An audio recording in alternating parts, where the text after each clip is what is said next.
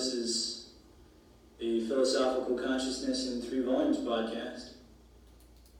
Really glad you could make it. You may know this is the last episode in the series. It's been a pretty wild ride.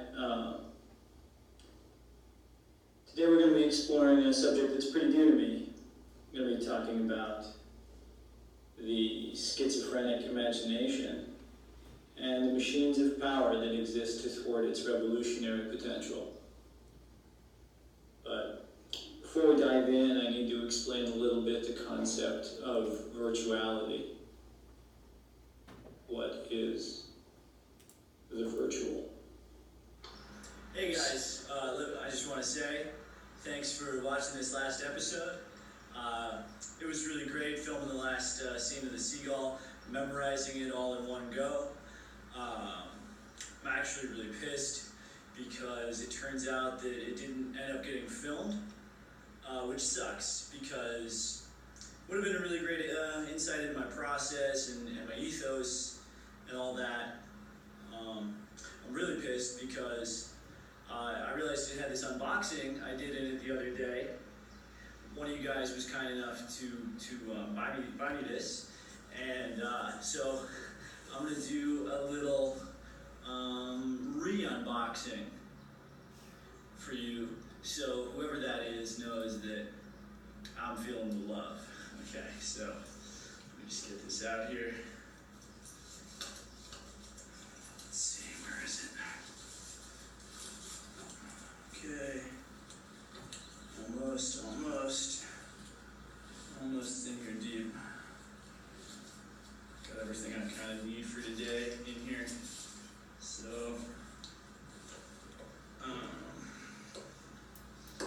shit. Okay. Here we go. Okay. This isn't the box it came in, but let's do a little.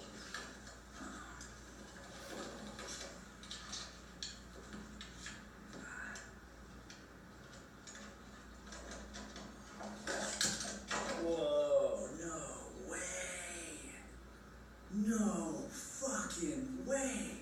Oh my god. Oh my god. Yes! Yes! Oh fuck! Yes! Oh fucking no way!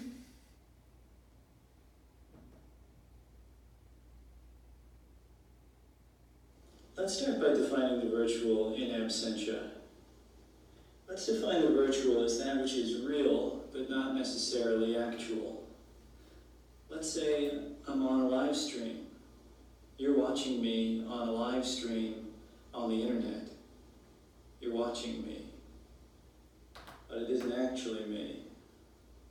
I'm not actually there. But I am nonetheless real.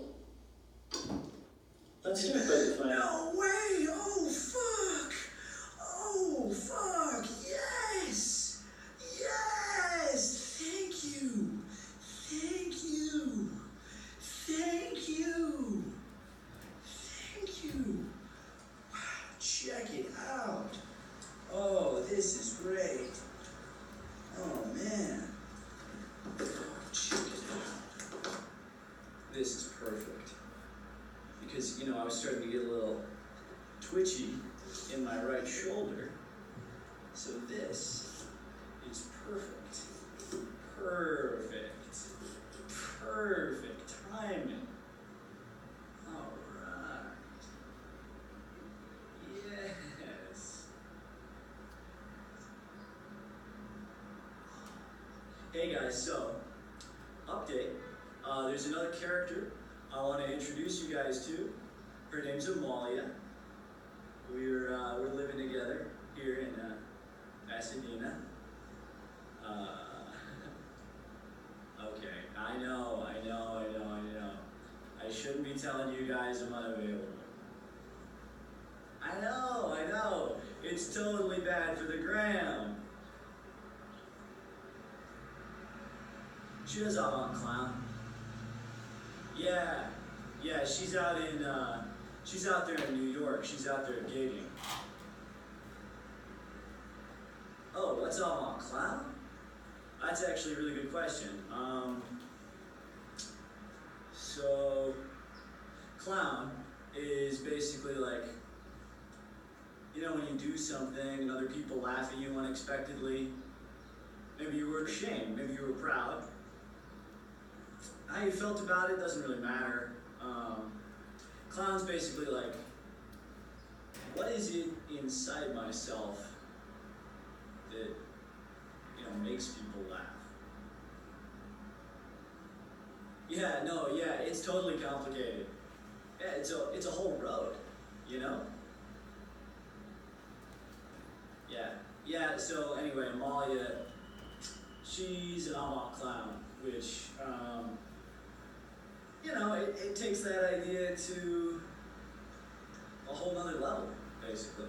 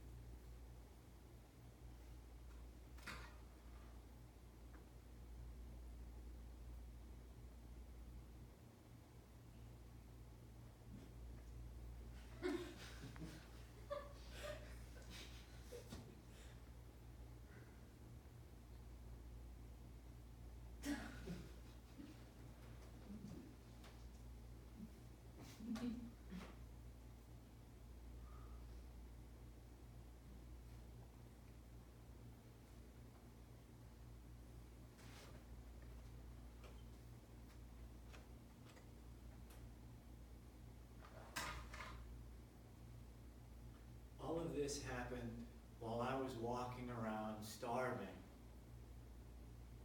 in that strange city that no one escapes from until it's left its mark on them.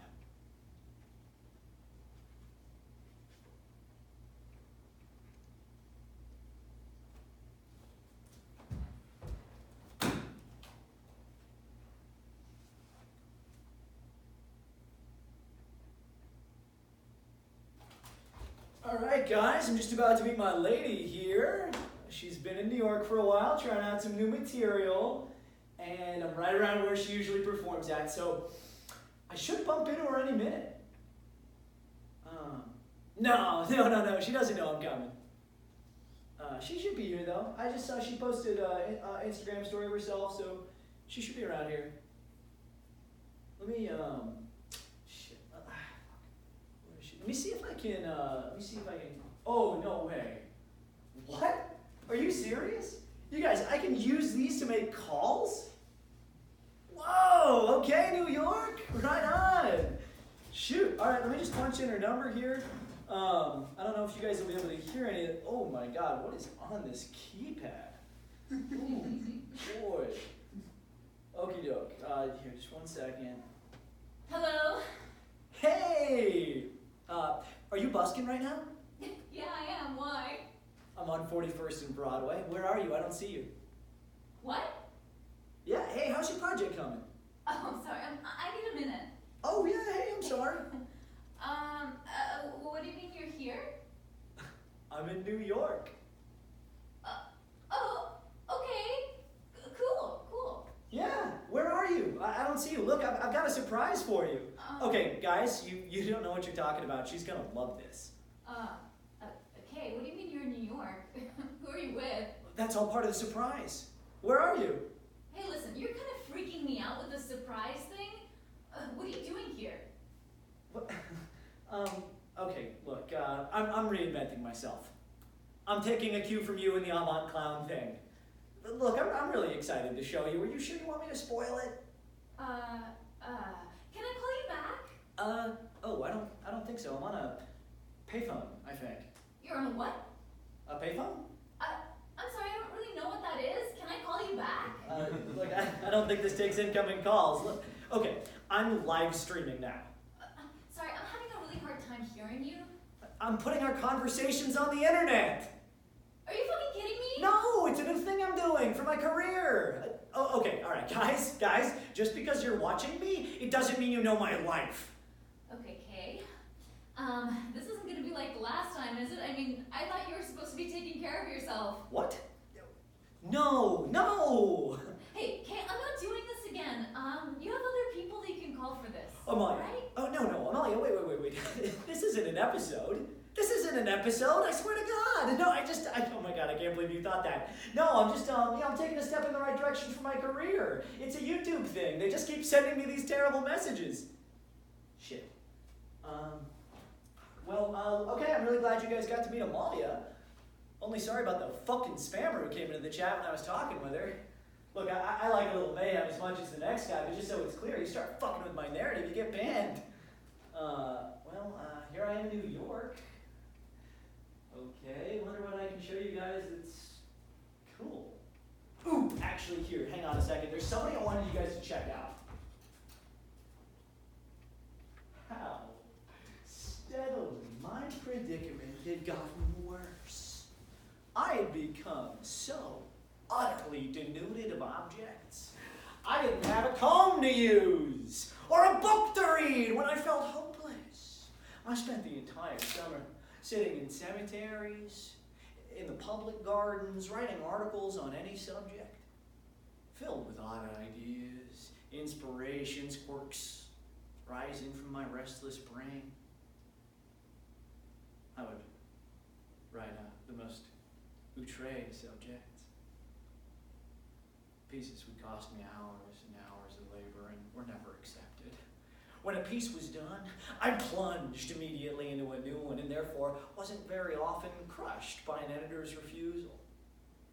I kept telling myself all the time that eventually my luck would change. Sometimes, when I had luck and things were going my way, I could get 5 kroner for an afternoon's work. Perhaps today, as a matter of fact, I'd get started on a new article on crimes of the future or philosophical consciousness in 3 discourses or something like that.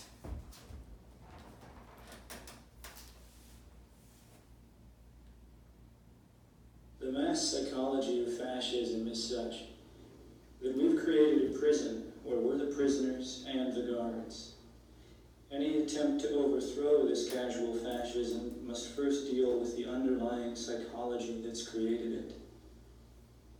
What is truly fascistic is our present construction of rationality itself. If a prison is torn down, but the rationality that produced it is left standing, we'll simply produce another prison. Imagine a writer.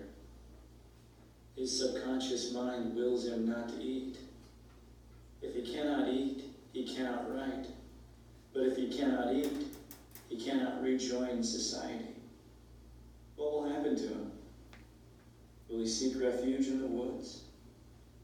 Or are the social machines strong enough to keep him in the city? What will he find there? What new constructions of rationality will he create? The master.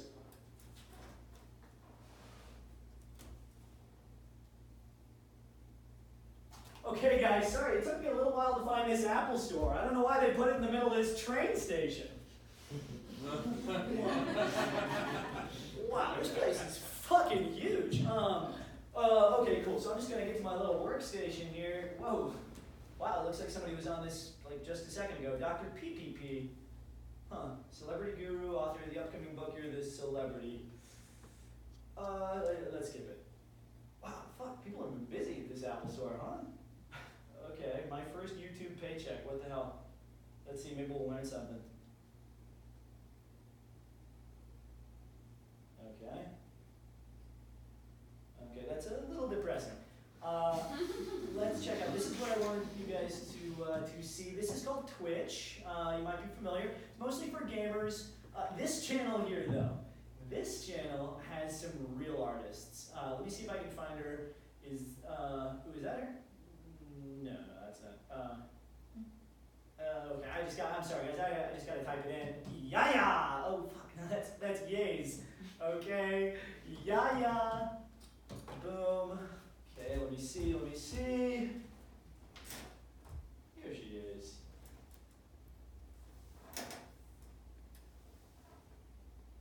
You know, there's a homeless man in New York City who's not much better than you at this, but he makes much better conversation, really. You know, he was taken by the Americans during Operation Dumbo Drop, and then he went through the foster care system, had his parents abuse him. He almost got a US passport, but of course, America, you know, it's so fucked up.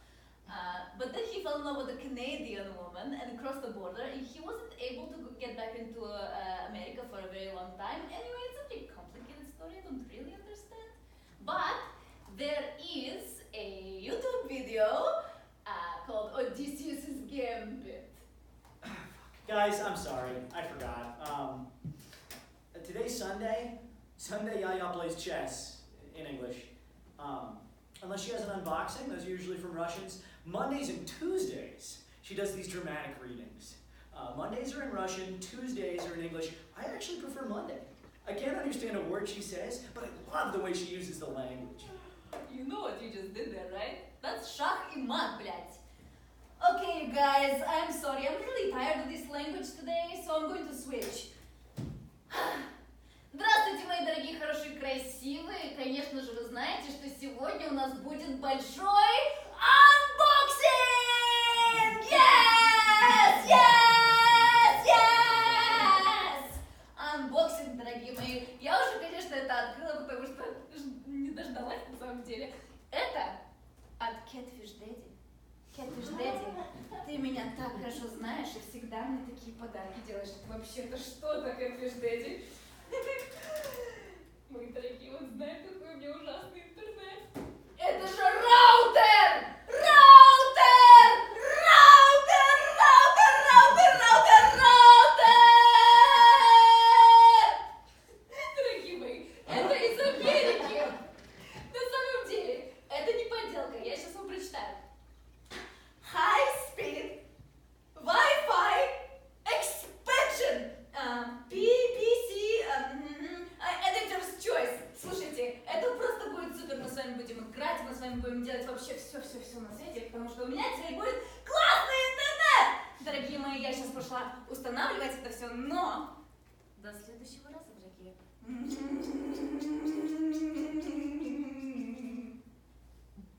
Capitalist society is organized around two dynamics, or escapes: schizophrenia and paranoia. As a result of paranoia, we perceive desire, what we're searching for, as a lack, a reaction to a void. Imagine an artist. She's searching. We watch her search for meaning. She performs her search. That's her job. Around this commodification of her desire, she creates a libidinal economy, something that must be constantly filled and refilled. A prison in which the libido seeks satisfaction only through the further commodification of all facets of life. Our paranoid escapes are what drive us towards the fascistizing elements of capital. Comfortable places, modes of social organization centered in belief, to eat, to earn, to have value. Okay, guys, up next I wanted to, I'm just about to check out this acting class. I think it's going to be one of the best things to ever happen to me in my career. It's called a one-on-one. Pretty excited about it. The woman is, she's a casting associate. She works on a bunch of TV shows I think I'm really right for. And I have some really great questions prepped for her. The only problem is I'm really pretty hungry. The class is pretty expensive, $96 for the hour, and there wasn't a dollar pizza place where you guys said there was one. But it's cool. It's cool. I'm actually, I think it's a good thing. Maybe like an intermittent fasting thing. I'm feeling pretty sharp, pretty clean, almost like it's helping. Let me just make sure I have my headshots.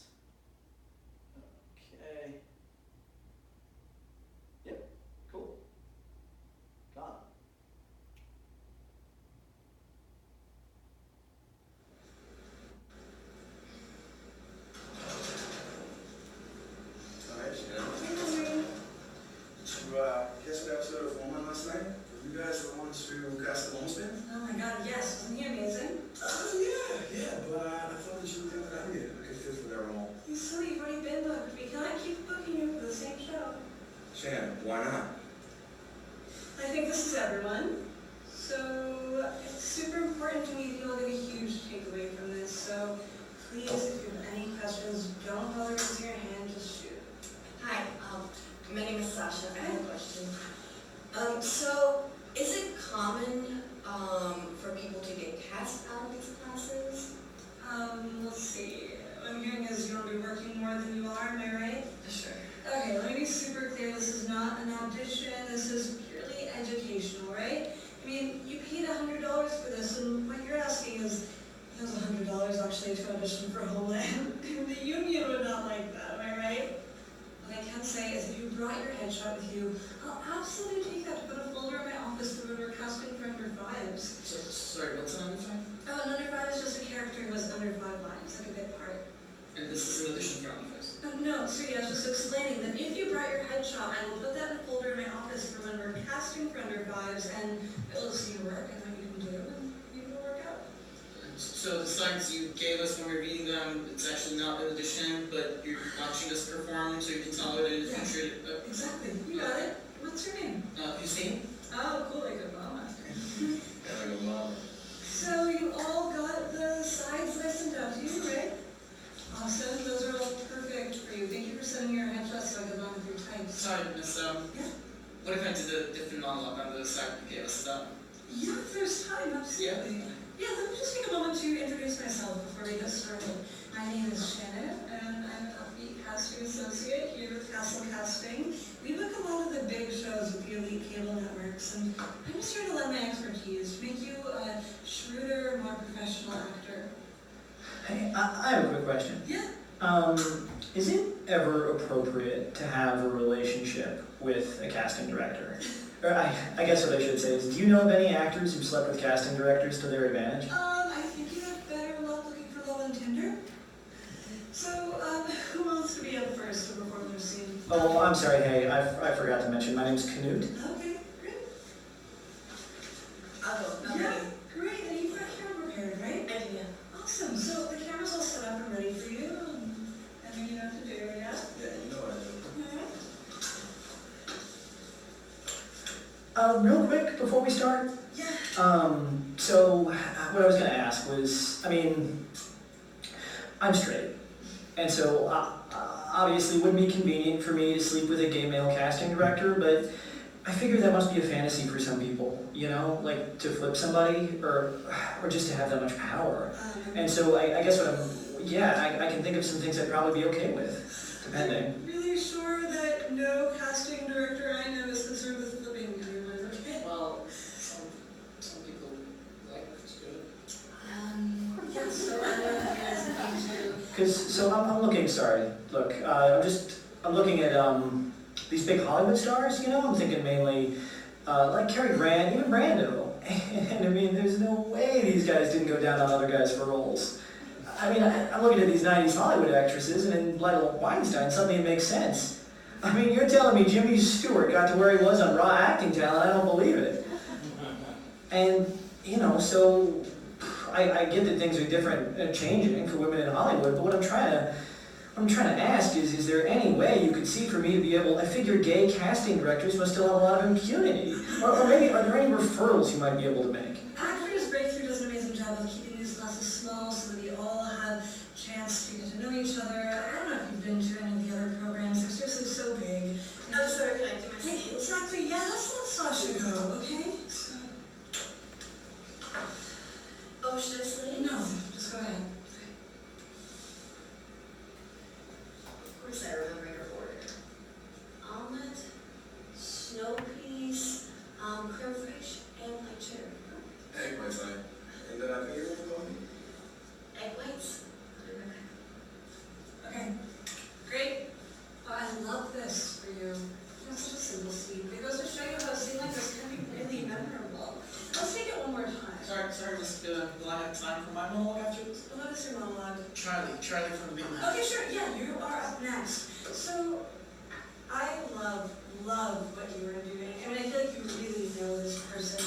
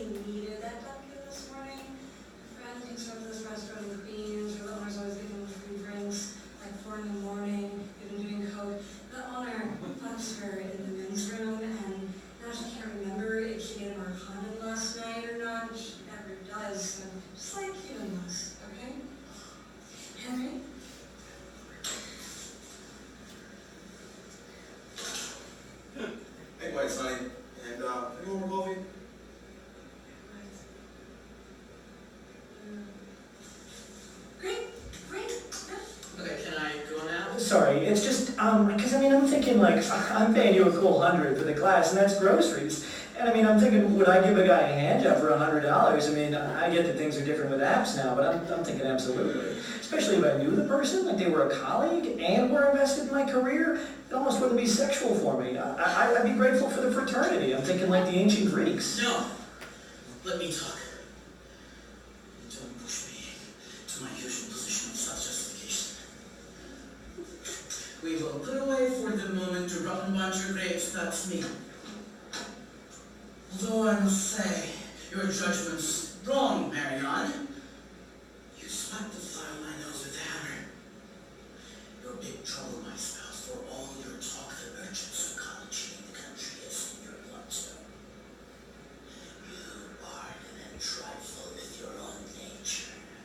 You are about to destroy, maybe possibly destroy your whole life, and maybe mine because the object you desire is blemished.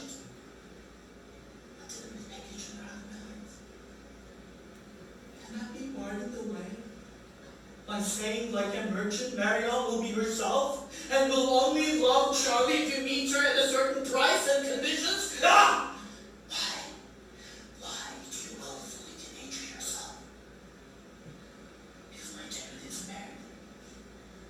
Because I'm coarsened, and listless, and dull, and burdened, but I struggle! I try to live. Don't you see me struggle and resist? I might die out in a fight in a street, but what about you, Marion? What about you? Where's the rich, full-blooded woman I know you to be? Marion. Marion. I need you. I love you. I promise you to understanding and demolish everything and anything I can do. If you go, cross your fingers. If you leave, pray for me. If you stay, if I'm right, I exact the conditions that you fight me when I'm wrong, and that you don't reach for that doorknob, and that, at the very least, I expect from you silence. You'll need silence, Marion. Oh, darling. How we all need silence and thought in this noisy, rabbit world.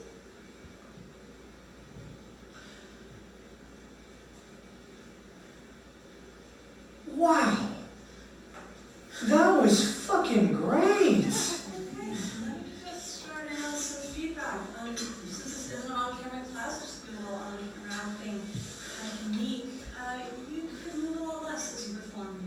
And your face, just, you could do almost absolutely nothing with this. Like everything comes through with your eyes, like the way I'm talking to you right now. I'm sorry, I don't think she could be more wrong about your performance. I found it incredibly moving. In fact, I think it was some of the finest work of a generation. Listen, why don't you take me on as a private acting tutor? What are you doing? You paid for this class. Take down my number, 707-205-9791. Yeah, take it down.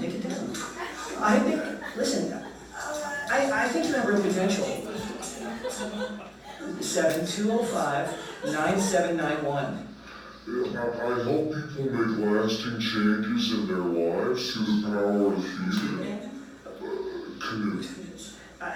Listen, before I go, I want to disclose to you just one of the clients I'm working with in the fall are the 3.5 million truck drivers who are about to be put out of work because of artificial intelligence.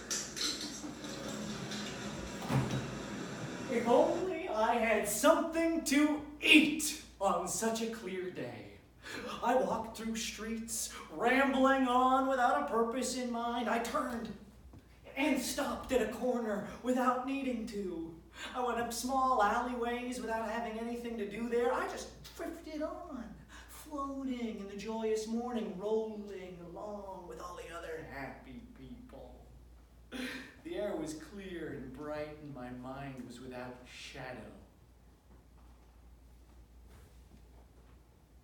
For the last 10 minutes, an old man had been limping ahead of me on the street. He had a bindle in his hand and was using his whole body to pull himself forward. He was working with all his might and yet making very little progress. On Granson Street, I met Hans Polly, who waved and hurried by. Why should he be in such a hurry? Certainly he didn't think I meant to ask him for money. But naturally, first of all, I wanted to return to him the blanket I borrowed from him a few weeks ago. I had a sudden desire to work on crimes of the future immediately. I'd find a good spot in the public gardens and drain off my mind until I had the whole thing done. However, I noticed that the old man was still making the same wiggly movements ahead of me on the street. In my excited state, I became convinced that at each corner, he hesitated, as though waiting to see which direction I would take. And then had taken a stronger hold on his bindle and limped off with all his might to get a head start. As I looked at this tedious creature, I became more and more full of rage at him. It was clear he was trying to destroy my good spirits bit by bit, dragging down the pure and magnificent morning, down with his own ugliness.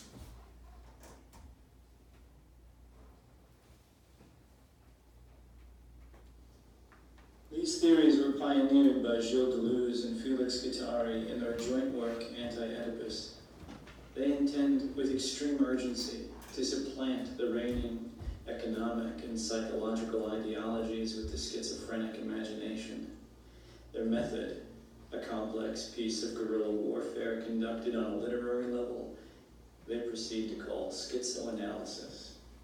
To Deleuze and Guattari, schizophrenia represents an unlimited semiosis, a radically fluid creation of meaning. The schizoanalytical leap is to push through the limits imposed by capitalist society into a radicalized psychology where we're free to create our own meaning. These theories were pioneered by Gilles Deleuze and Felix Guattari in their joint work.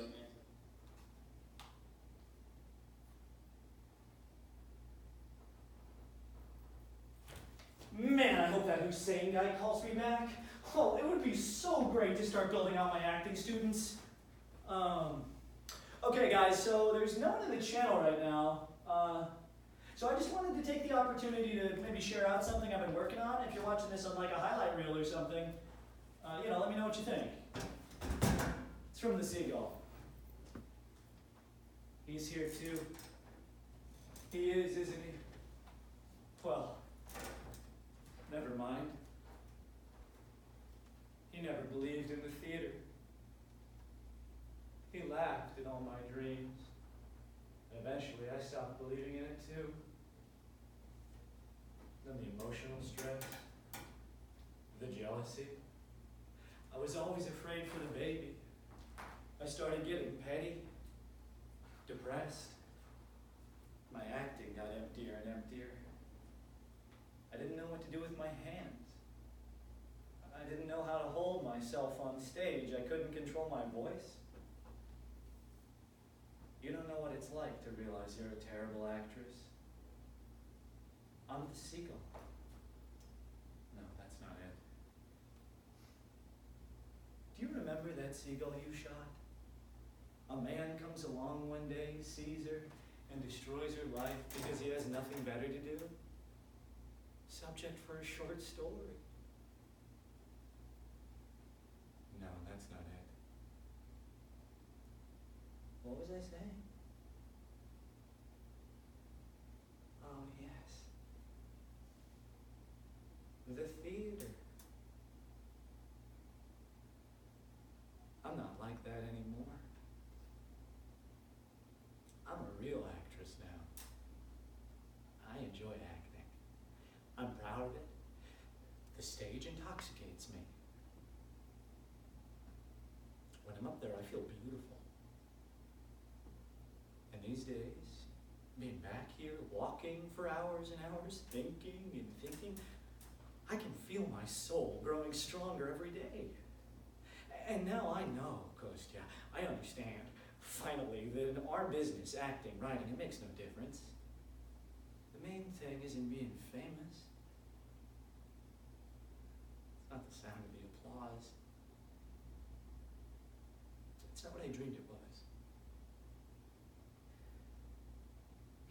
All it is the strength to keep going.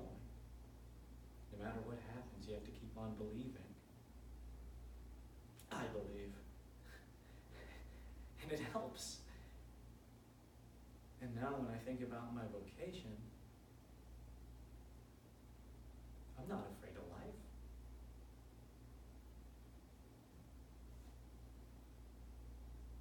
Well, hey, thanks if you're watching this, for watching this.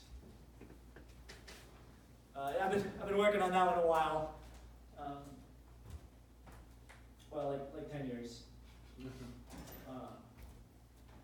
You know, I think I'm gonna give Amalia another call back.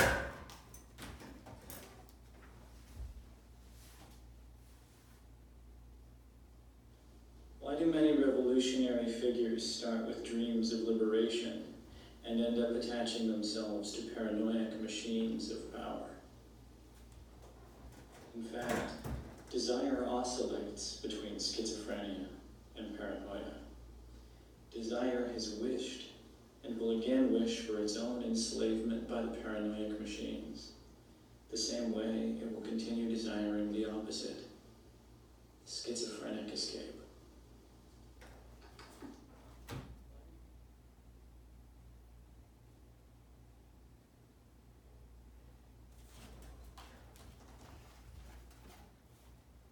Oh man, do they never clean these keypads? Ooh.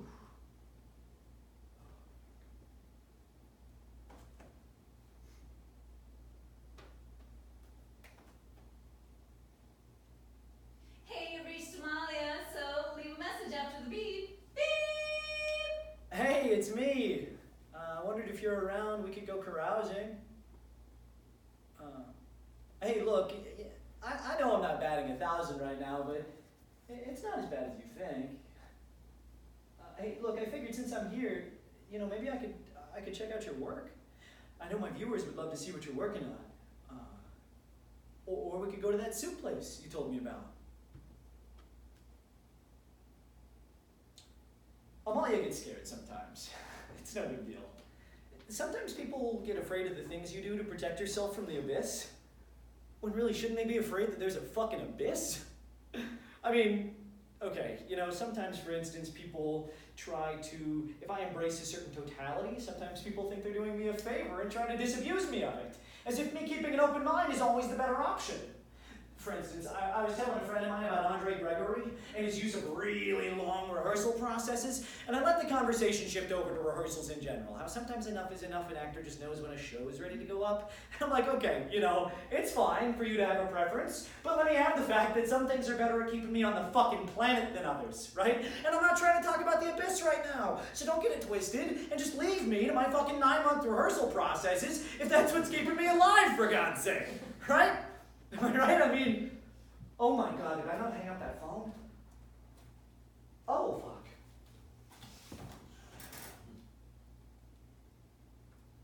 Define the virtual even further.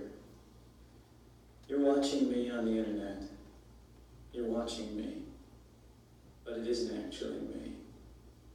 But there's my face on the screen, but it isn't actually my face.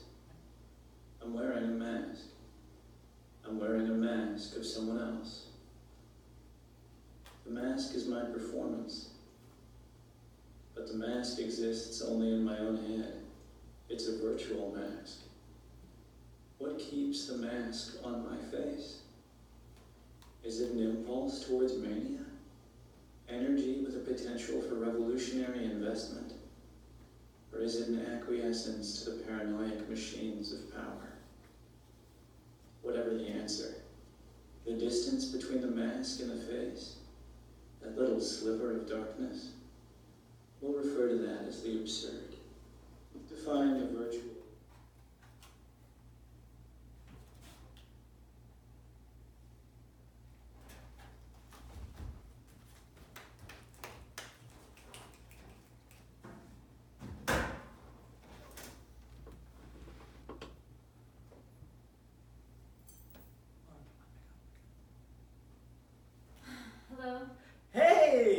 It's me. Hey, Kay, what's up? Well, hey, come on, did I scare you? Yeah, you fucking scared me, man. Oh, you're not really in New York, are you? No. Jesus Christ. Oh my God, no, I saw this story you posted though. Man, I really love how deep you're digging into that persona. You must be scaring the shit out of those suits in Midtown. Yeah, I am. Yeah, it's been fun. It's been really, really fun. You know, there's somebody that's really showing me the ropes of New York City. And he has a friend, you know. He has a gallery, and I'm getting on a plane to Prague tomorrow. Isn't that crazy? Whoa, yeah, I have been meaning to check out Bucharest. Hey, look, I really want to share with you this thing I've been working on. You really inspired me a lot. Do you have a second? No, I know that. Hey, I'll be fine. Just give me a second. Yeah. Oh, yeah, okay, cool. So, right, this isn't about you, you know? Like, this isn't a reflection of you, but you have your art, you know? It's so much a part of you. It's like you fashion your whole being into that. And when I look at the things that I've made, it pretty much isn't that. And when I look at all the things I've done that I'm proud of, it's, well, like, I'm paint. And if there's anything I've spent my life fashioning myself into, it's an actor. It's a person with such a slippery attachment to reality that I can disappear into almost any role. Yeah, like commercial stuff, right? Yeah, I mean, just acting. And I want to focus more on the commercial stuff, and so I'm making this as it's like a journal of my process. So it's like a personal thing, right? So why don't you just keep a diary? No, I mean, okay, so look, like for every audition they're asking you how many followers you have on Instagram, and you keep telling me I need to make something immediate, something with urgency, something that has to get made. And so I'm filming myself and putting it on the internet. Right, okay, so let me ask you this straight. This is like a thought that you're having, right? Not an episode, but like a crisis maybe? And you think that filming yourself, putting yourself on the internet, and having people watch you go through it's going to get you followers on Instagram? Well, yeah, I mean, look at any of the artists you admire. Look at Popel. He just crawls for hours on the sidewalk. You like Popel more than I do. Popel has fused discs in his spine from his crawls. And Popel is making a comment about the marginalization of black people in society.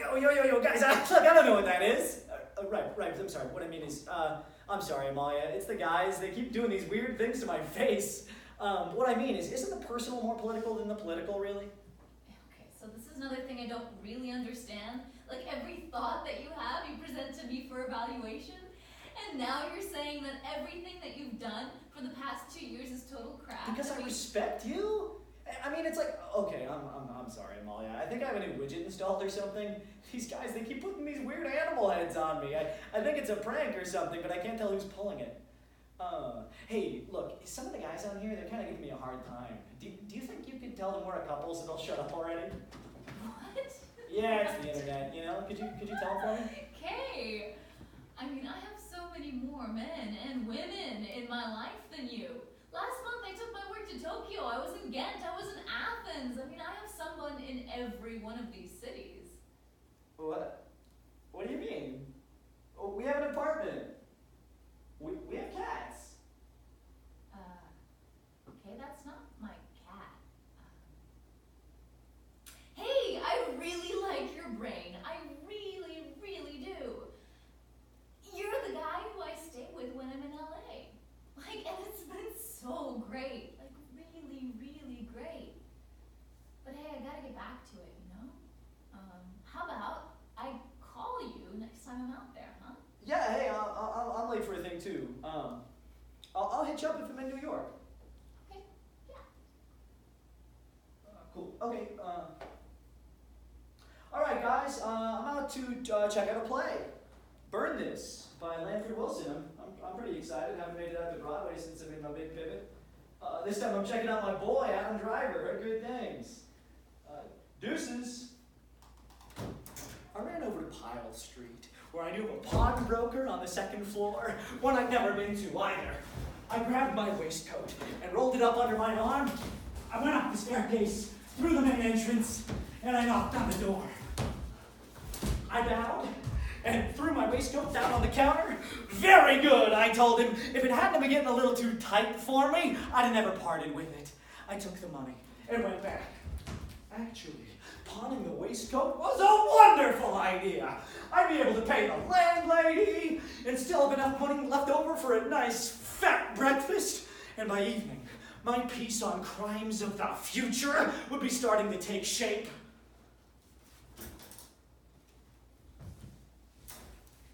How committed are you to reality? How committed are you to reality? How committed are you to reality? How committed are you to reality?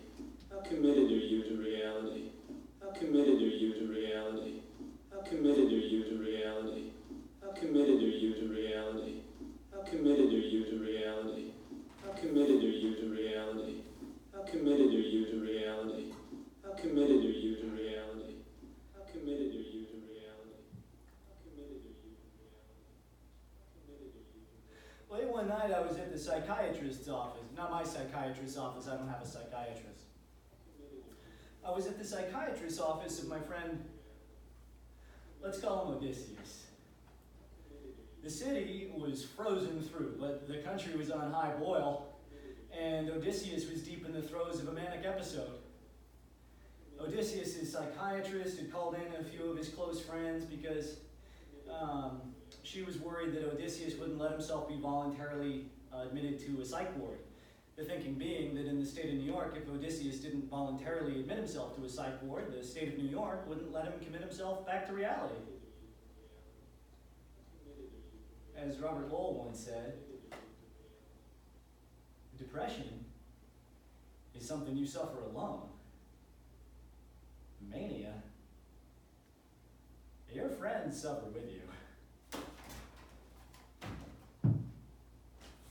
You guys are not gonna believe this, but Adam Driver just reinvigorated my hope for Broadway. I mean, seriously, this is it. You guys know I've had a hard time trying to stay positive about the art form since I made my big pivot. And I've never seen a celebrity bring it like this guy fucking brought it. I mean, he's like this big guy, right, who's totally borderline. He's like a fucking ball who comes in and wrecks the joint. And he shows her what it is to be a man. But you can tell he's a man who knows what it is to love things. Like, you can be nearly a savage, and you can still cherish things. Like, things can still be special to you. And inspiration isn't the same as influence. Okay, so she has her guy, right? And he's a smart, successful guy, and she has her community of dance walks who talk about dance all day, but when it comes time for her to make her dance, it's all about him. Because only he has that raw, masculine energy that's been worked out at dance for so long. Woo! All right, guys, Broadway. I'm in Times Square right now, which, as you can imagine, is poppin'. Just a lot of people checking out bars, tourists checking out NYC. There's a lot of ladies out. Summertime, still the weekend, you know? People are out. Life immediately began to seem more friendly. I went back to the old man to get him off my hands. Here you go, I told him, handing him one of my coins, and I'm delighted that you came to me first. He took the money and looked me up and down. What was he standing there staring at, I wondered? I got the sensation that he was inspecting my trousers particularly. Did this old fool really assume I was as poor as I looked? His head settled back against the wall and his mouth fell open. Beneath the idiotic forehead, something was going on. He had concluded that I was trying to trick him in some way or another, and he gave the money back.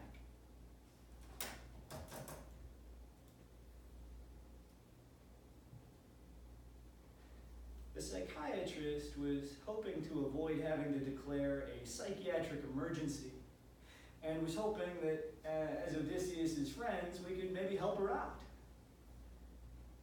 Whenever Odysseus started cresting on a manic episode, he'd shave his head and start leaving us a lot of voicemails. This was kind of a high sign. He'd he'd flip to his friends. At the psychiatrist's office, he'd been talking about Thermopylae and the Battle of the 300 for so long, he'd lost his voice. He knew what was waiting for him on the other end of a psychiatric emergency and was trying to disappear into his own virtual world. This frequently took the place of playing characters from famous heroic skirmishes. Once, in the Iliad, Odysseus, he tried to wait out the Trojan War by donning the mask of a madman. But sometimes donning a mask, even the mask of a madman, isn't enough. The Greek generals invested by the paranoid, fascistic machines of power saw through the mask, and they got ready to take Odysseus' son and throw him under a team of oxen. Sometimes, if you want to really escape, you have to be prepared to lose everything. My friend Odysseus, he asked his psychiatrist once if instead of the aggressive psychotropic drugs she used to treat him, if maybe instead he could just wait out his mania in the woods like they did in the old days. She reminded him that in the old days, people with his condition were usually thought to be possessed by the devil. Social revolution. Transgressive sexuality. The inconvenient metaphor we call mental illness. Don't these schizo-tending modes of thought reside predominantly in the virtual? Yeah, there's no greater act of coercion the machines of power can achieve than to convince a person that a world radically different from our own isn't already part of our reality. There is no greater paranoid thought than to presume that there is no escape from the prison of actual capital, actual gender, the actual psych ward. I asked you earlier, what is the virtual? Here's the answer. The virtual is anything that can be created by the actual, like my face on a screen, as well as anything that can eventually become the actual, like a revolutionary idea. There is no reality other than our own. The virtual and the actual comprise our reality.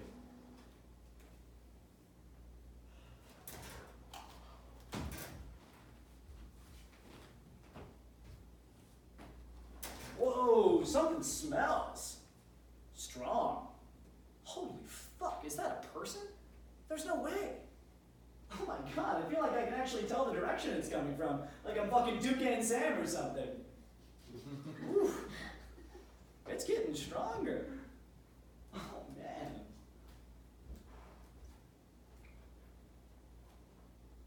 Whoa, mother of God.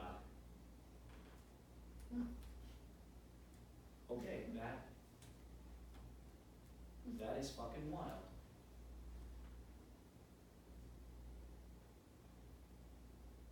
Okay, like, to be honest,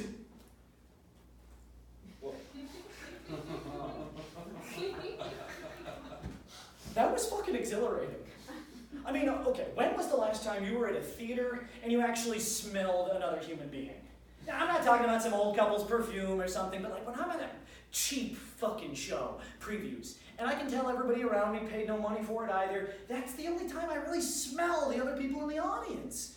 And you know, if it's a good show, it's gonna smell a lot more at the end than it did at the beginning, because theater can be exciting.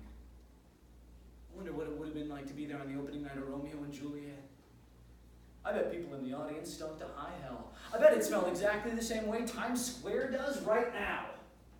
And then after the balcony scene, oh my god, it must have stunk worse because people in the audience would have been getting so emotional.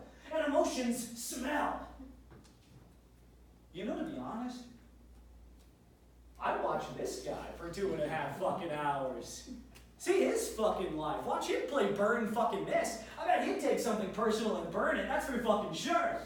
And then on opening night, all these celebrities are lined up to watch Kerry Russell get eaten by this fucking guy? Oh man. That would be Elizabethan. I'd had such a well-balanced meal, and I gradually became aware of the same feeling of tired peace which one feels after a long cry. My courage had returned. It was no longer enough for me to write a piece as simple-minded and elementary as Crimes of the Future. I felt ready for a more difficult enterprise. I determined on a consideration in 3 parts of philosophical consciousness. I reached for my writing utensil and discovered that my pencil was missing. Oh, I had forgotten and left it in the pawn shop. Oh, my pencil was still in my waistcoat pocket. God, how eager everything was to go wrong around me. Let me tell you something about a different place. Once, in the Odyssey, Odysseus went to hell. And in hell, he got to meet the ghosts of his dead heroes, and he got to meet the ghost of his dead mother, who told him about how much his family was suffering back home, which helped him get out of hell and back to Ithaca. The Greeks would tell you that this is called katabasis, when the hero goes down from the mountain to the sea, losing everything, and finds his soul. I would tell you that sometimes, when you lose all your actual, you gotta disappear into the virtual to remember what's really real.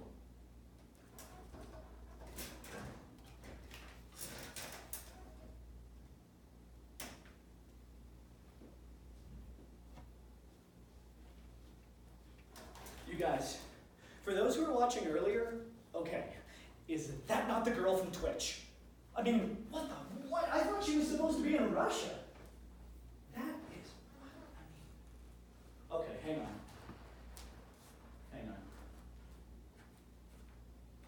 She absolutely knows I'm following her. Oh, you can tell by the way she's looking at herself in the shop windows. She's picturing the two of us together, walking through Manhattan like 2 titans. You can tell by the way the buildings are starting to defy their foundations and bend towards our massive gravity. Actually, the pressure would be so great right now that when the two of us had sex, small nuclear reactions would take place. We'd grow ill and lose our hair. We'd do live stage shows in a warehouse in South Brooklyn to music, and college students would come to see the lights. They'd have to wear those protective vests like the kind you get at the dentist.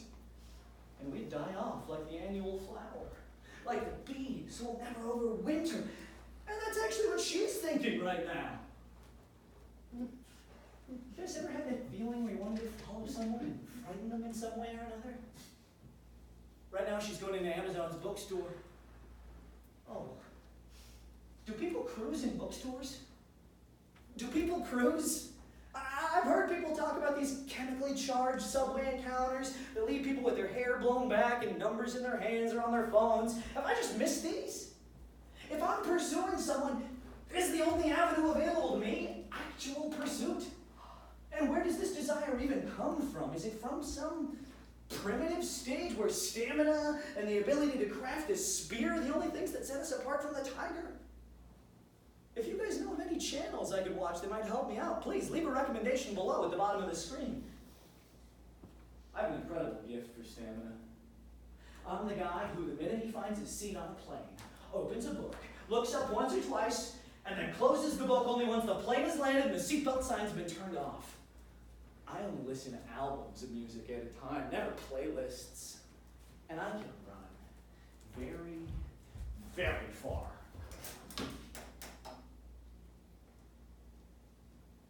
Despite being inclined to schizophrenic escapes from the machines of power, my friend Odysseus was still also pretty susceptible to your average quotidian paranoia.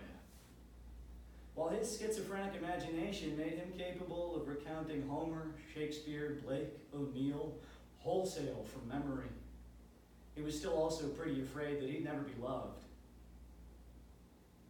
I only knew him as well as I knew him, but as I knew him, he spent a lot of his energy trying to be an actor.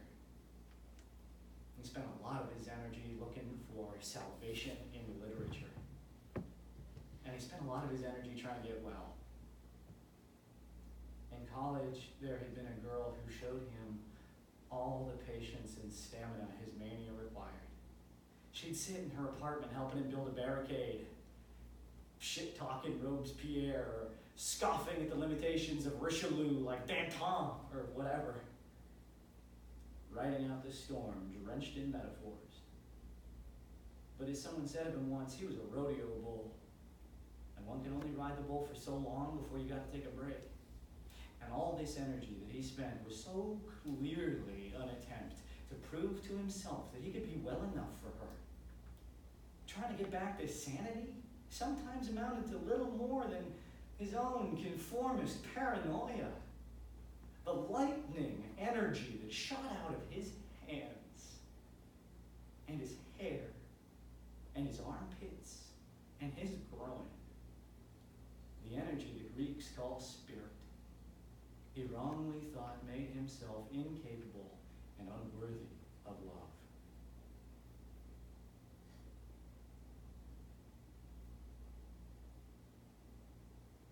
I stopped and let her go on ahead. Actually, I couldn't have gone farther anyway. The entire series of events seemed to me so confusing. I was in an excitable mood, angry with myself for the business with the pencil, and extremely stimulated by the food just eaten on an empty stomach. Suddenly, my mind shot off in a lunatic direction. I found myself possessed by a strange desire to follow this woman, to frighten her in some way or another, and hurt her if I could. I abruptly caught up with her and then turned and stared at her to study her, and on the spot, a name came to me which I'd never heard before. A name with a smooth, lilting sound. Illa. I pulled myself up and said in an impressive voice, "Miss, you're losing your book." I could hear her heart thump audibly as I said that. My malice increased as I followed her. I kept telling myself all the time that I was obeying mad whims, but it didn't help. My deranged consciousness ran away with me and sent me lunatic inspirations, which I obeyed one after another. I kept telling myself all the time that I was behaving idiotically, but it did not help. I made the most stupid faces behind the woman's back, and I coughed furiously several times as I went by her. Walking on in this way, always a few steps ahead, I could feel her eyes on my back, and I bowed my head involuntarily in shame at persecuting her. Walking on in this way, always a few steps ahead, I gradually became aware of a sort of feeling of being somewhere far, far away. In another place entirely. I had a sort of vague conviction that it wasn't I who was standing there on the sidewalk and bowing my head. She had already gotten past the first window. As she went in, I said once more, "Miss, you're losing your book."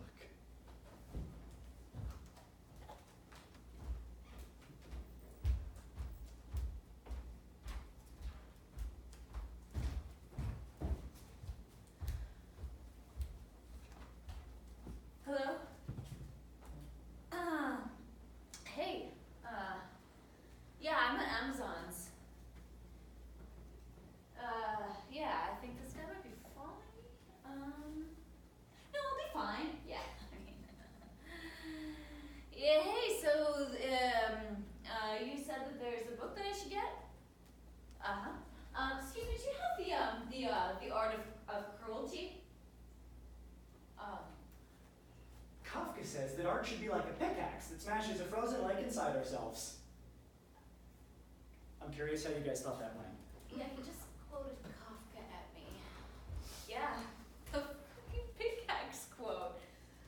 I mean, people who just go around quoting that, I mean, yeah, I think it's a little presumptuous. Do they think that Kafka's actually smashing somebody's frozen lake?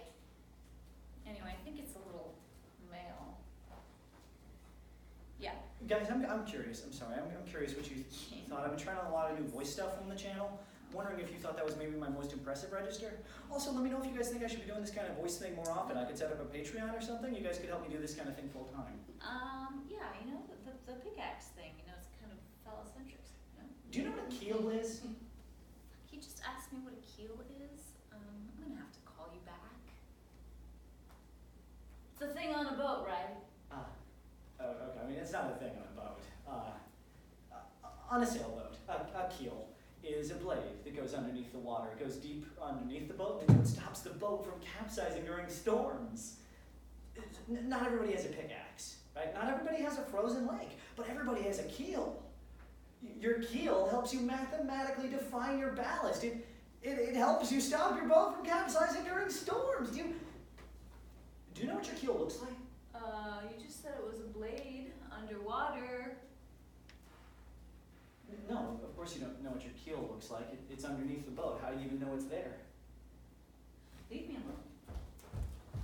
Please, let me teach you how to steer the boat. You're on a boat. A wind picks up. It's a gentle breeze. The sails fill with wind. You can sense your keel underneath the boat. If the wind gets stronger, you can sense your keel even stronger. You can't see it. It keeps you moving, but the only way to understand your keel is by weathering storms. Miss, your book! Despite my alienation from myself in that moment, even though I was nothing more than a battleground for invisible forces, I was keenly aware of every detail of what was going on around me.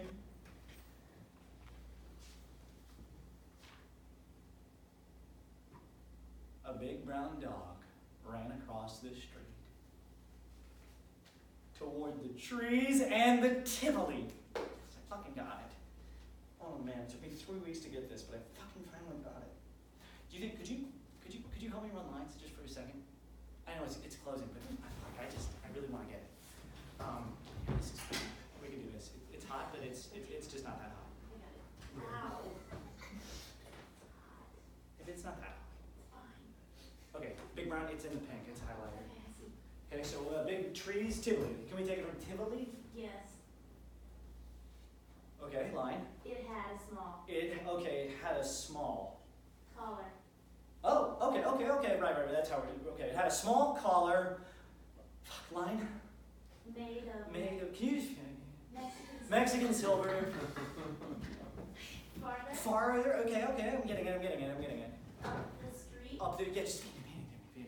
A window. A window on the first story. Open.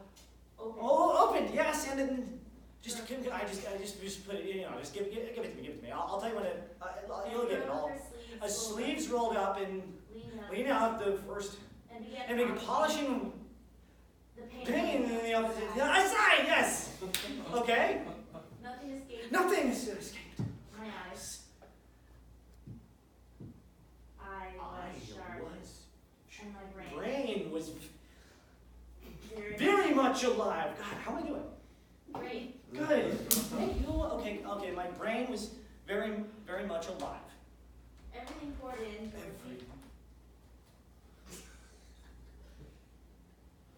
With the staggering distinctness, as if a strong light had fallen. On everything around me. Yes. Thank you. The woman? The woman. Yeah, great. The woman ahead of me, she had 2 blue feathers in her hat and a plaid kerchief around her neck. Why do I always get that part?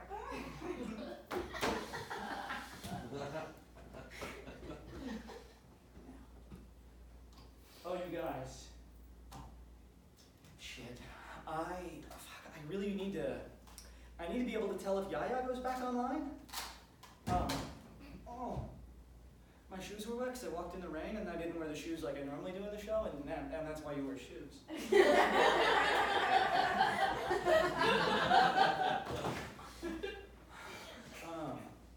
So Yaya, I got but the battery's good, but it's not that good. It's 64 usually when I do the show. It's at least like 70, and I just am getting kind of nervous that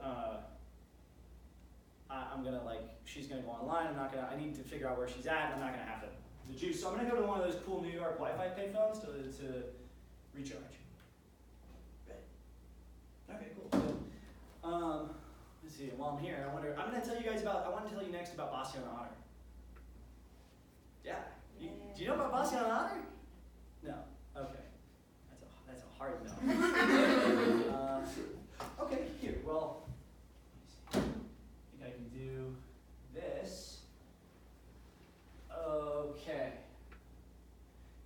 basically he's got all these videos, pictures and stuff of him, like falling off of stuff. It's kind of like, oh, I think he just fell. Yeah, he's not in the. It's kind of like Jackass. Sort of. And like, sort of like, kind of like Jackass. You can tell he's clearly a fucking genius. I mean, he's like if I think he's like if Fritz Lang was caught fucking Charlie Chaplin at a nightclub. Okay, cool. German expressionist fans made it to the show. Yes, publicist, my publicist. You guys want to know how he died? Yes, that's a soft yes. Okay, so he's got this amazing photo series, In Search of the Miraculous, parts 1, 2, and 3. Part 1 is he wanders through Los Angeles in the middle of the night, and there are these photos of him on the freeway or on the street, and on the bottom of the photos are scrawled these lyrics to this love song about searching. Actually, there he is right there. And then the camera follows him all the way until he gets to the sea.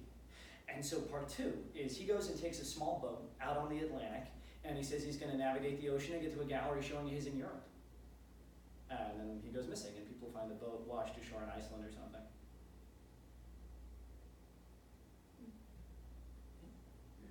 And, okay, so, and then he's got all these other videos of him falling off of stuff. So, okay, we'll do this one. So here it is, he's falling in the woods, right, which is severe, kind of minimal. And when people first exhibited this, they didn't realize it's actually a lot more complicated than they thought. So Bastian Otter's father was actually, I mean, here he is, right, he's falling. But Bastian Otter's father was actually a resistance fighter who was shot and killed by the Nazis in this forest, or woods, or whatever. So, okay, sure, cool, great. It's great. Know about an artist's biography, creates a sort of rich layer for their work to be interpreted. But how important is it really? And why do we feel so compelled to understand an artist's person in order to understand their work? I wonder what it would have been like for Bastian Otter to be making that, presuming no one was going to find out about his father. That's fucking wild. I mean, how much faith do you have to have in a photograph to be able to give it that much weight?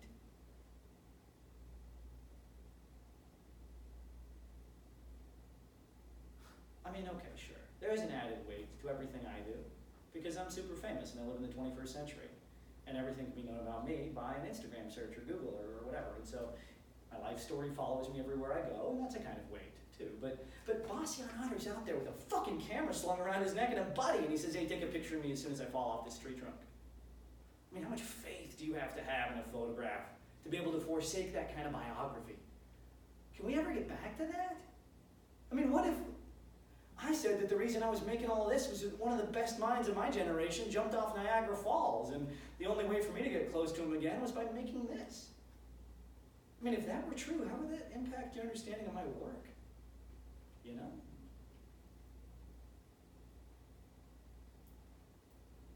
Oh, hey, wait a second. Shit, I think she just went on. She just went online. Oh my god, you guys, Yaya's online. Let me see if I can, fuck, I wonder if I can figure out where she's at right now. Is that great, Pete?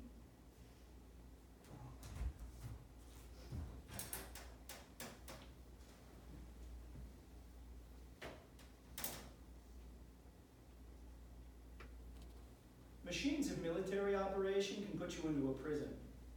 But before you enter the prison, you gotta wear a mask. You can just as easily put this mask on yourself, but there are machines that can do it for you. And through the cracks in this mask, the absurd slips in like a smoke. The absurd creeps in, and though like the many-minded Odysseus you are, you can understand that you can escape the network of control devised by the social machines. As a full-blooded schizo, you know that conflict is not between ideational categories, ontological oppositions, ethical contradictions, but is a time-honored skirmish between desiring machines, and paranoid social formations. But like Odysseus, man of many sorrows, you can still be convinced that you can't escape the war, that your pacifist garments are nothing but a madman's rags, that you weren't worthy of her love in the first place, and the suitors at her door with their quotidian paranoia are really there for her.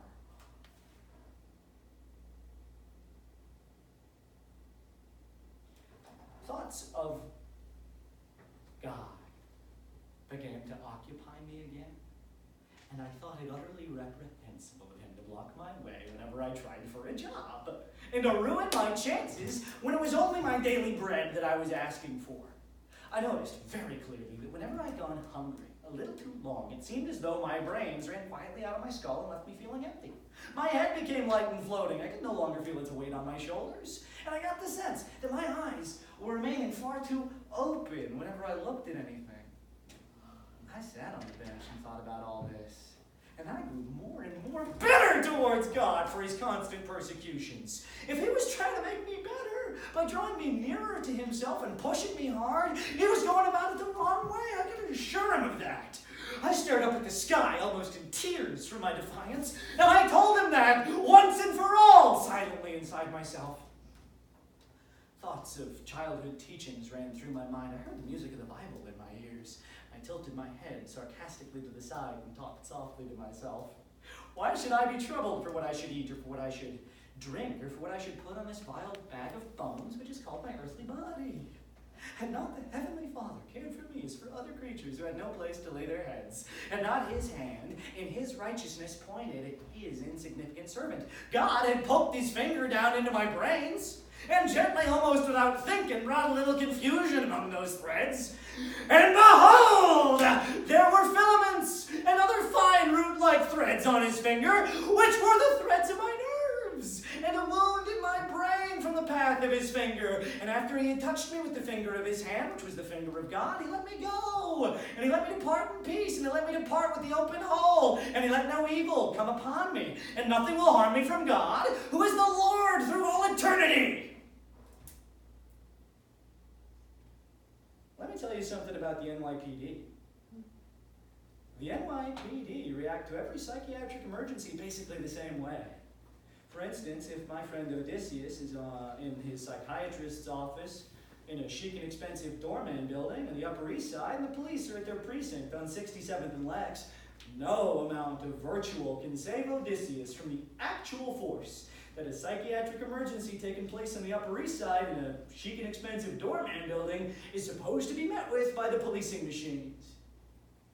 Foucault's study in 19th century penitentiary operations reveals that a prisoner or psychiatric patient must perforce live in an environment that is a sort of artificial and coercive theater. When the NYPD are done tackling you to the ground and your mouth is frothing with fear of defeat, they'll ask each other for a mask to put on you. They'll ask around for it. They're supposed to keep it with them for this kind of thing. They can't always remember where they put it. Now, this isn't a virtual mask. It's an ordinary surgical mask, an actual one. In my paper on 21st century penitentiary operations, I'd like to reveal that the operation has become wholly a military one.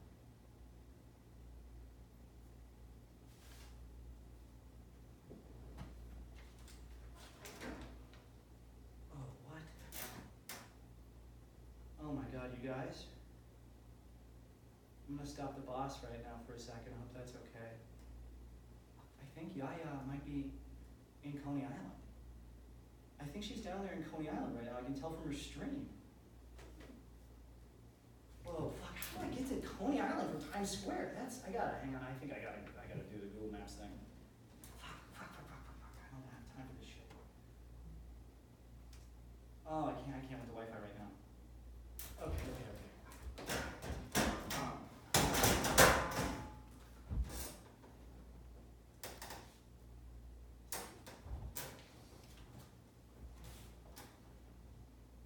You know, before I found all this success hosting this show, I was going to memorize an entire book.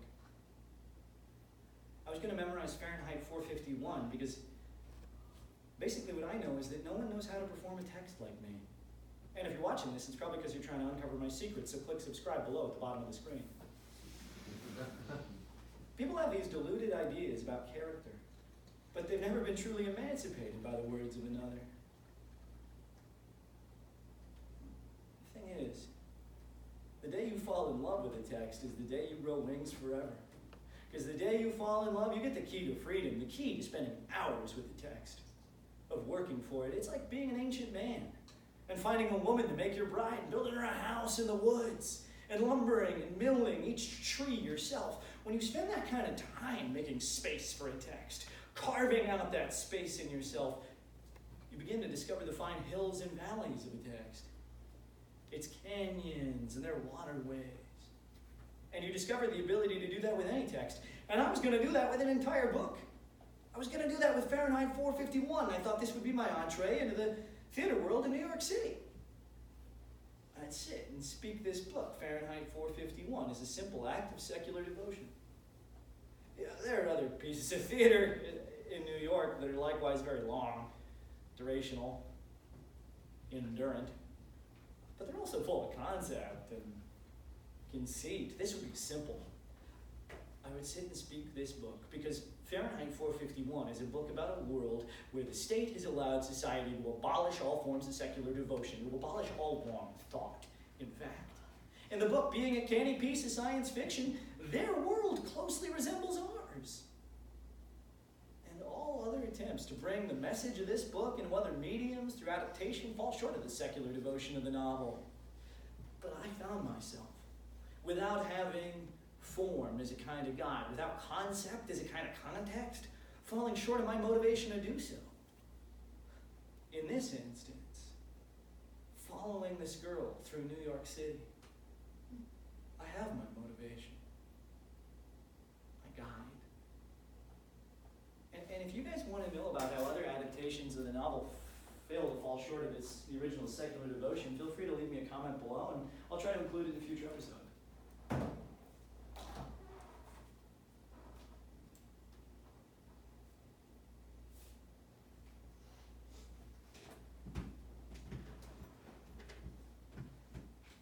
Outside the psychiatrist's office, the NYPD's military response to the psychiatric emergency was over. But the desire for schizophrenic escape still raged in my friend Odysseus. 5 policemen had tackled him to the ground, boots pressed into his wrists and ankles. As they put him onto the gurney, he had pulled the mask down around his neck with his shoulder. And he started singing. He knew dozens of songs, maybe hundreds, and a seemingly infinite number of plays. When he was cresting high on mania, one of the best things a friend could do would be to let him teach you a monologue or a song. I remember in the early days of our friendship, we'd be out in Soho, and we would improvise The Tempest, or Long Day's Journey into Night, or The Seagull, which really meant me struggling to remember the motivations of Constantine, or Edmund, or Trinculo, as he sailed through Nina, and Stefano, and Jamie, with 90% verbatim total recall. Now I understand, finally, that it was these brave new worlds he built for himself, virtual worlds, that provided him a kind of place to wait out his mania.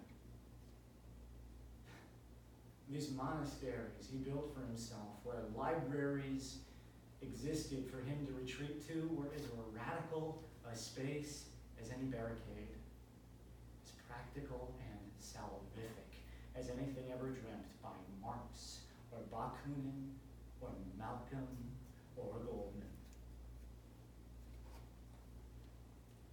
As they wheeled him into the ambulance, he sang The Fairy Tale of New York by the Pogues.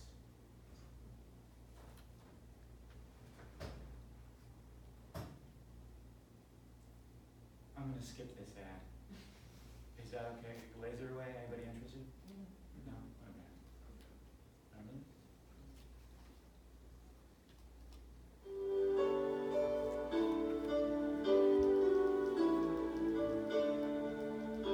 It was Christmas Eve, babe, and the drunk tank. But no one said to me, won't say another one. Only sang a song. There were no mountains, yeah. I turned my face away and dreamed about you. God, I'm a lucky one. Connecting to one. I've got a feeling this year's for me and you. So happy Christmas. I love you, baby. I can see a better time when all our dreams come true.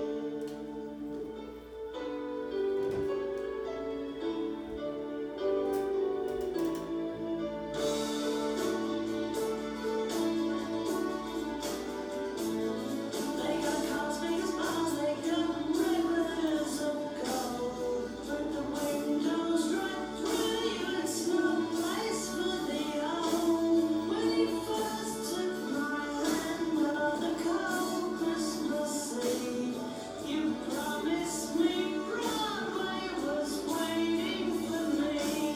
You're handsome. You're a pretty queen of New York City. When the band finished playing, they held out for more. Sinatra was swinging, all the tunes they were singing.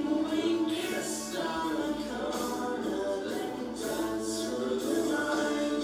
The boys of the NYPD choir was singing, "Go away, babe." And the bells are ringing out for Christmas Day.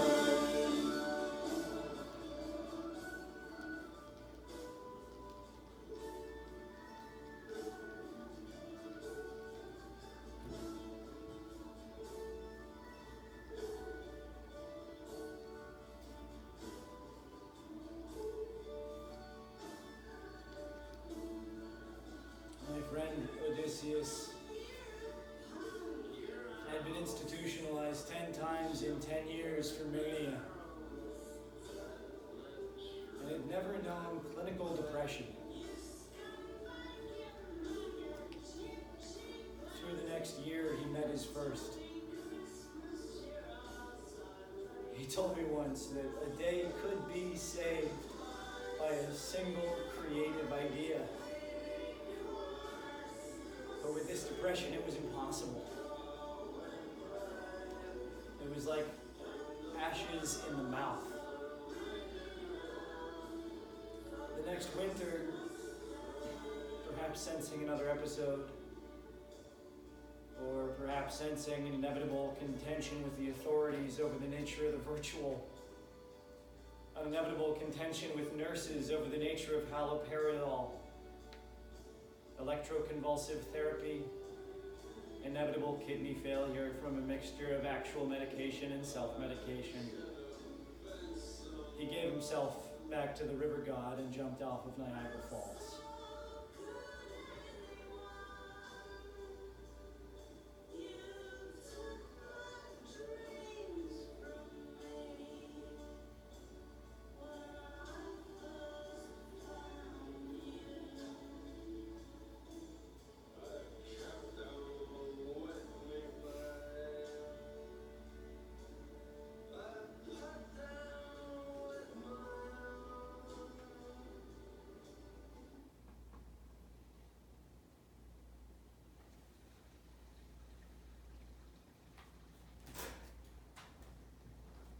stepped out from the lamppost and looked up at the front of the house. Then something odd happened. High up, some curtains moved, a window opened, a head appeared, and two remarkable eyes rested on me.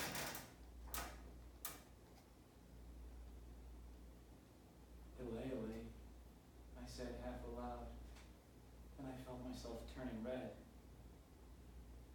Why didn't she call for help? Or send someone to chase me away?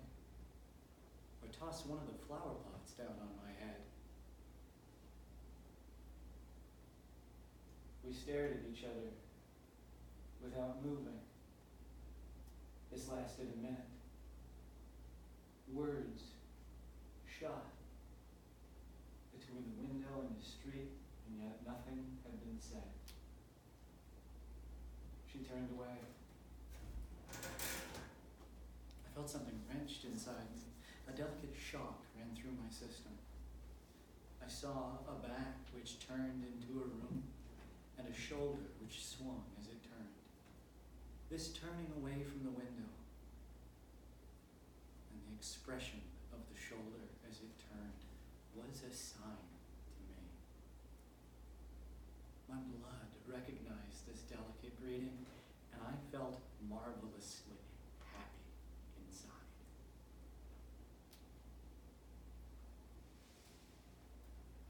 Ну что, мои хорошие, пришел конец?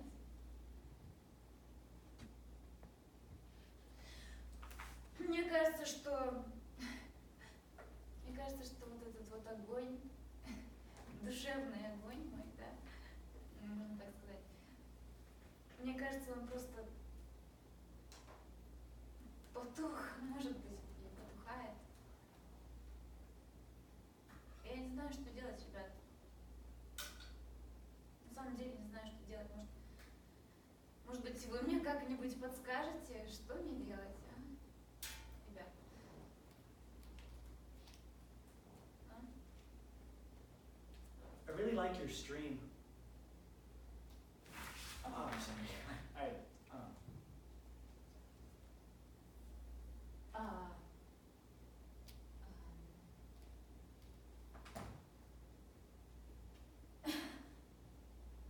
Yeah, I mean, here you are. Yeah, that unboxing you did earlier today, I really admire your artifice. Did it seem fake? I guess what I really related to was your desire to be moved. And you wanted that movement. I could tell you wanted that movement to be inspirational. And I was really attracted to your desire to be inspirational.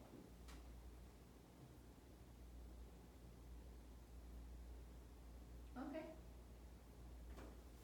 You have a stream too? Really just for a couple weeks. I can't figure out where to look. It's like, do I look at the screen like everybody else, or do I look at the camera like I'm actually talking to somebody? You are the seagull. I'm the seagull. No, I mean, like looking at the camera is a little too intense, you know? You see, I tend to prefer too intense. Yeah, I'm getting that. I thought you had an accent. Artifice. Whoa! Mm-hmm. Whoa! Man. So what did you like about it? The unboxing. Okay, so I'm not gonna say it was like fake it till you make it, but I could tell. Just like even though it was like a router booster or something someone gave you, I could tell you were really trying to get somewhere. to ecstasy. You know? Yeah, okay, sure, to ecstasy. There's something missing though. Yeah, for me too. Yeah, what do you think it is? I'm a little afraid that my soul's fire might be about to go out. What? Why do you say that? I had a friend, once my work had gotten really, really bad, So bad, in fact, that he said it seemed as though my soul's fire must be about to go out. And what's worse is when your soul's fire, I guess, is about to go out, it's almost impossible when it does go out to get it back. That does sound pretty bad. Did he say anything else? Yeah. I asked him what I should do about it. He said, read Crime and Punishment. Uh-huh. And did it work? Raskolnikov? Yeah, he worked. He worked. No, I mean, did it set your soul on fire? My professor who told me that, I guess he jumped out of a hotel window in Tehran or something. Yeah, I can see why that thing about the soul weighs especially on you. Did you leave a note? I can't figure it out. Part of me feels like a conspiracy theorist for thinking that he was killed. And then another part of me is judging the conspiracy theorist for being crazy. And then I get so confused that I can't really let either part of me grieve for him. Well, maybe these things just take time, you know? But it keeps on happening. When I learned about another friend, I ran to a book that he and I had both read. Camus' The Plague. It's a really dark book. In it, plague hits a city, and a doctor and his friend work to stop the hysteria and treat the sick. And when I told my friend that I had finished the book, he brought up this scene where the doctor and his friend take a break from the plague for a day. They get past the quarantine and they go to swim in the ocean. And then my friend had brought up this scene from that book and not any of its darker parts. When I learned about what he'd done, I ran to this scene and read and reread it, thinking that the person who felt so strongly about this scene couldn't possibly be dead. But then I realized it was probably scenes like this that kept him alive as long as they did. You know, it's really good that you get to share these books with these people. Are you doing a dramatic reading tomorrow? Me? What's tomorrow? Monday. Yeah, I am. I will be doing a reading from Один день Ивана Денисовича. In English, it's something like a day in the life of Ivan Denisovich. Yeah. Well, you like that book? I mean... What? All that stuff about the gulags? I mean, I only like a few lines from that, really. No, I think it's really uplifting. How are the gulags uplifting? Well, he gets up every day. Okay, I don't know if you do this, but for Tuesday, do you think I could make a request?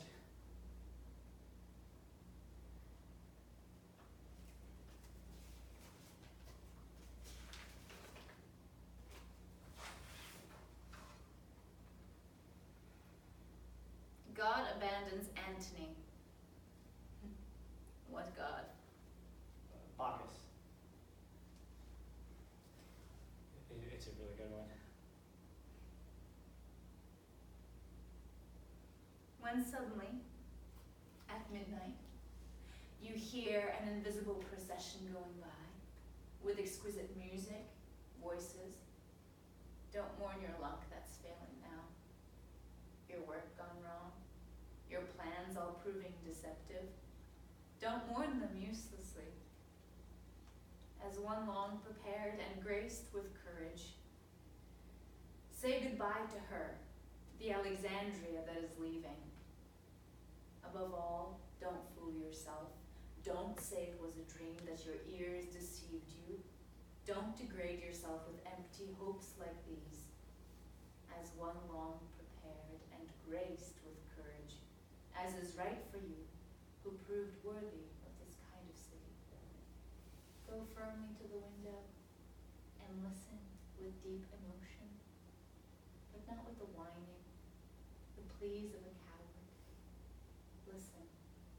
your final delectation to the voices, to the exquisite music of that strange procession, and say goodbye to her, the Alexandria